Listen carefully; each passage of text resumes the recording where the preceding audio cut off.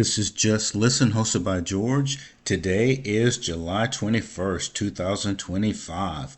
Welcome to the podcast, and hopefully you're staying cool because all week it's going to be very, very hot.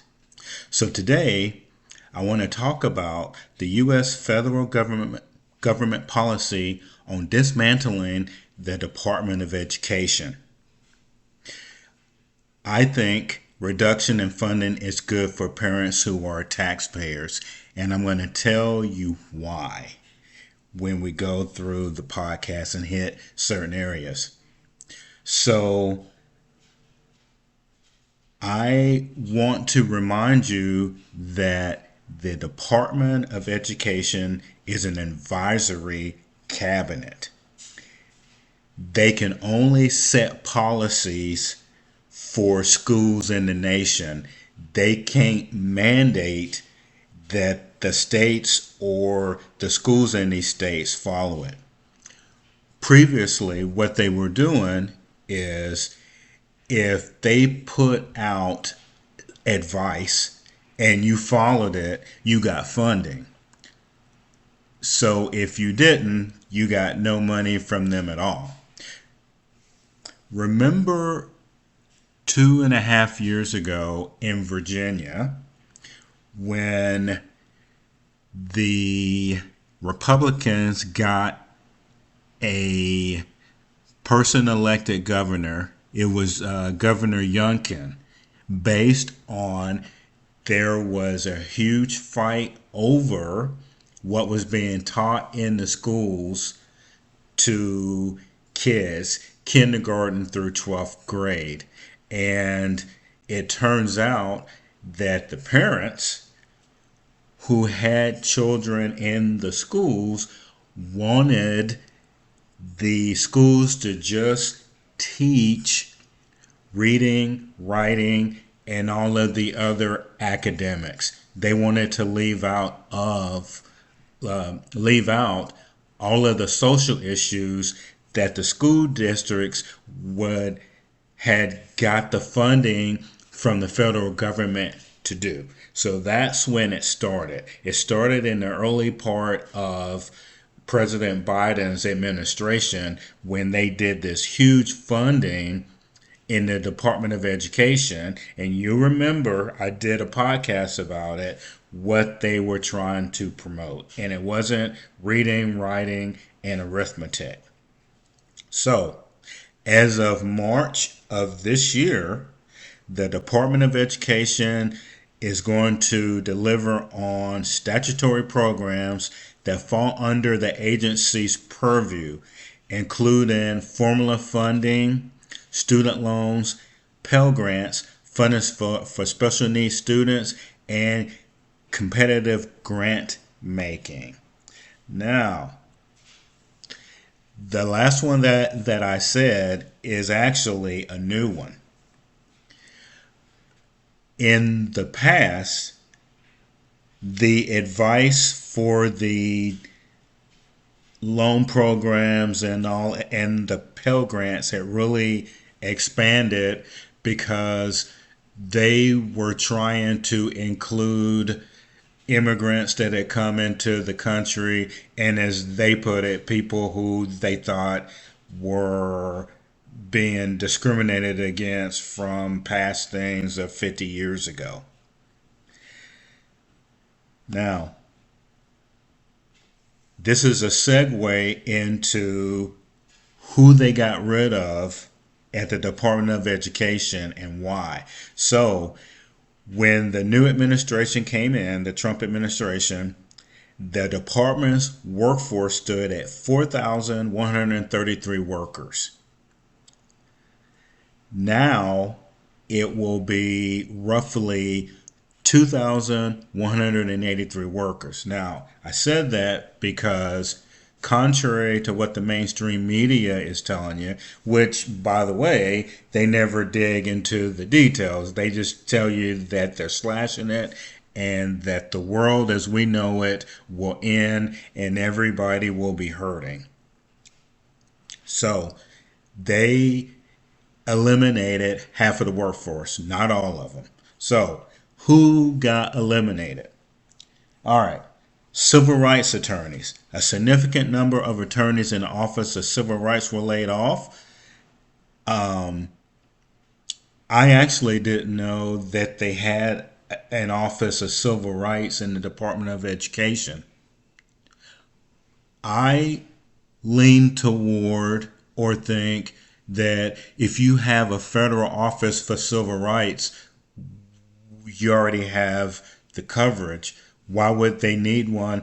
And I have never ever seen an article, and they might be out there, or heard of an investigation that the Department of Education was running for something that happened in a state that violated somebody's civil rights. Now I do know that a while back they were talking about that they wanted Spanish taught in schools. They were given advisory to schools to start doing that, and maybe they tried to sue some of the schools if they didn't do Spanish. Don't know. So, layoffs also affected employees on equal opportunity. So, equal opportunity, isn't that covered in a different federal agency? So, the first two, in my opinion, seem redundant. Why would they specifically need that if they have another agency doing the same thing for the whole United States? Positions related to financial aid and student loan programs were also impacted. Now, I want to talk about this for a second because I, even when my kids were in college, I had no clue to what the Federal Student Aid Office actually did. All I knew is that when I called them, it was hard as heck to get a hold of anybody, and quite honestly, they did not seem to be very knowledgeable. So, in case you didn't know, they have, and the reductions affected this, and I think that this is a good thing. Borrower Defense Division, staff handling borrower defense claims, including requests for student debt relief due to institutional fraud. Now, what in the world is institutional fraud? Okay, again, never heard of this. And when you get the packet for student aid and all of that, all they show you is who is going to get paid back when you borrow money, and what happens if you don't follow, if you don't pay them back the money. Second one is Ombudsman Group. This office uh, investigating student loan complaints and providing assistance to borrowers facing issues with their loans of financial aid. Okay, that one might be legitimate,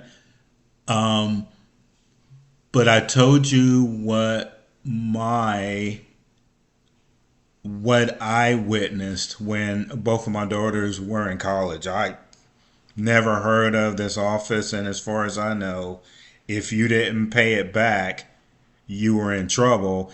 And they were only focused on how much money you made. So, loan servicer oversight, overseeing federal student loan servicers and insurance compliance with regulations.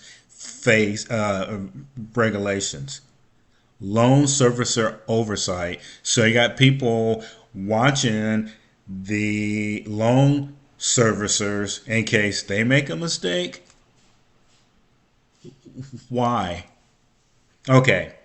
Information technology specialists. Significant cuts were reportedly made to IT staff responsible for maintaining the online presence, including cybersecurity. Okay, so that one, I understand that one.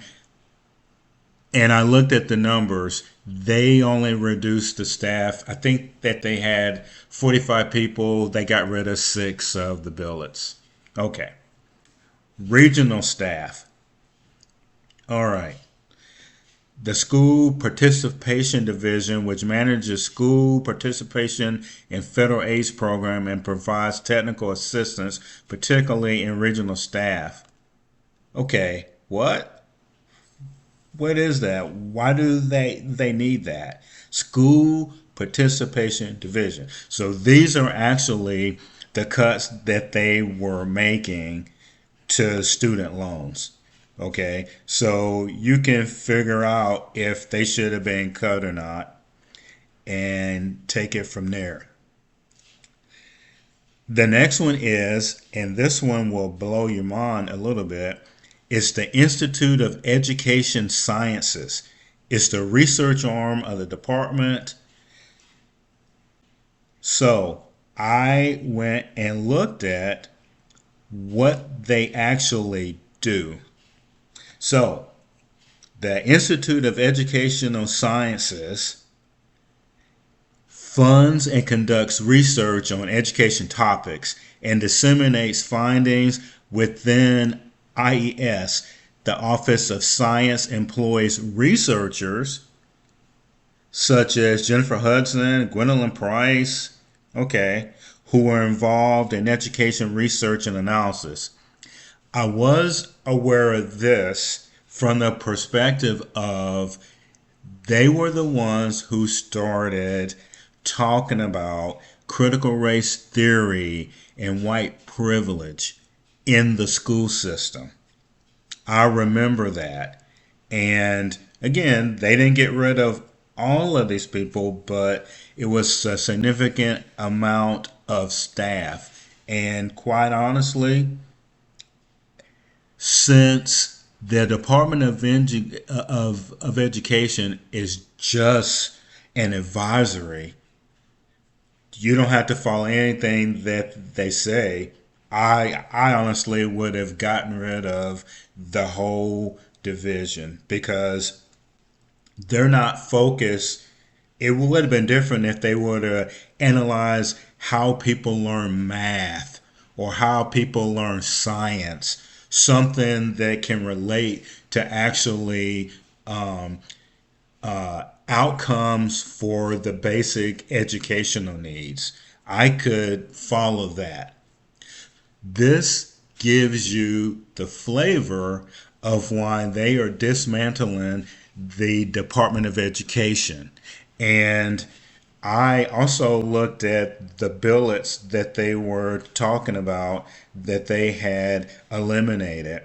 And I can report to you that they didn't get rid of the whole staff or actually in one division take it out.